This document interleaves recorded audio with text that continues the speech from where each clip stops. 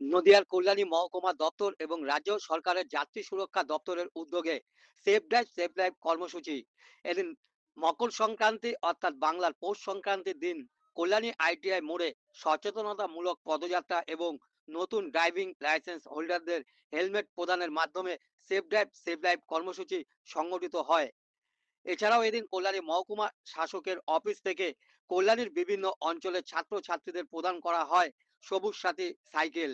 কর্মসূচিতে উপস্থিত ছিলেন কল্যাণী মহকুমা শাসক অভিজিৎ সামন্ত, কল্যাণী পৌরপ্রধান ডক্টর নীলিমেশ রায় চৌধুরী, ডিএসপি হেডকোয়ার্টার রানাঘাট পিডির শেখ শামসুদ্দিন, কল্যাণীর আইসি দেবাশিস পান্ডা সহ অন্যান্য সরকারি আধিকারিকগণ।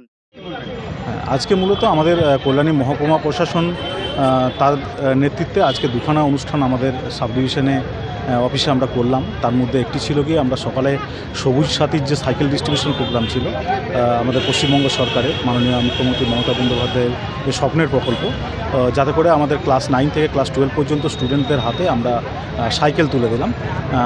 তো আমরা আমাদের সাব ডিভিশনে প্রায় 10,000-এর মতো স্টুডেন্ট রয়েছে, তারা এই যে আমাদের সবুজ সাথী সাইকেল তার সুবিধা পাবে। আমাদের যে মূল উদ্দেশ্য এতে করে যাতে গ্রাম বাংলার ছাত্রছাত্রীরা যারা রয়েছে, যারা প্রত্যন্ত এলাকা থেকে তাদের স্কুলে পৌঁছয়, তারা সাইকেলের মাধ্যমে তারা খুব দ্রুত তারা স্কুলে পৌঁছতে পারবে, স্কুলের ড্রপ আউটের সংখ্যা কমবে। একই সাথে আমাদের যে দূষণমুক্ত যান হিসাবে সাইকেলকে প্রমোট করার যে চিন্তাভাবনা রয়েছে সেটাও কিন্তু এটা আমাদের নজরের মধ্যে থাকে, আমাদের যেরকমভাবে মাননীয় মুখ্যমন্ত্রী আমাদের চেয়েছেন। দ্বিতীয়ত আমাদের আরেকটা প্রোগ্রাম ছিল আমাদের রোড সেফটি যে প্রোগ্রাম, আমাদের মোটরযান বিভাগ আমাদের সাব ডিভিশনের রয়েছে, তাদের উদ্যোগে আমরা আজকে এখানে পালন করলাম।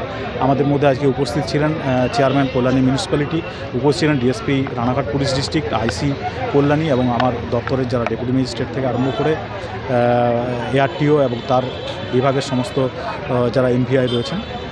এবং এখানে এলাকার আমাদের বিভিন্ন যা আমাদের মোটর যান প্রশিক্ষণের যে সমস্ত কেন্দ্র রয়েছে, বিভিন্ন স্কুলে এডুকেশনের স্টুডেন্টরা রয়েছে।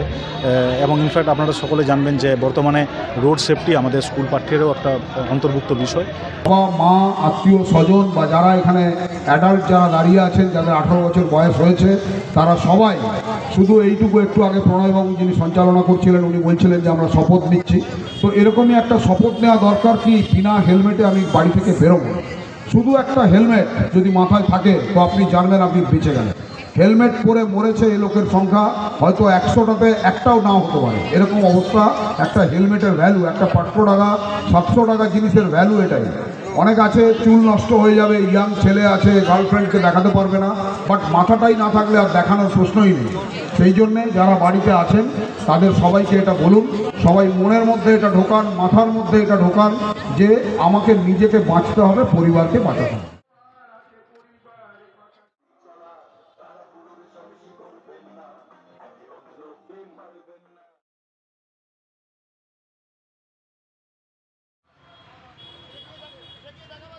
এই যে আমাদের না সেই ভালো করে দেখাও,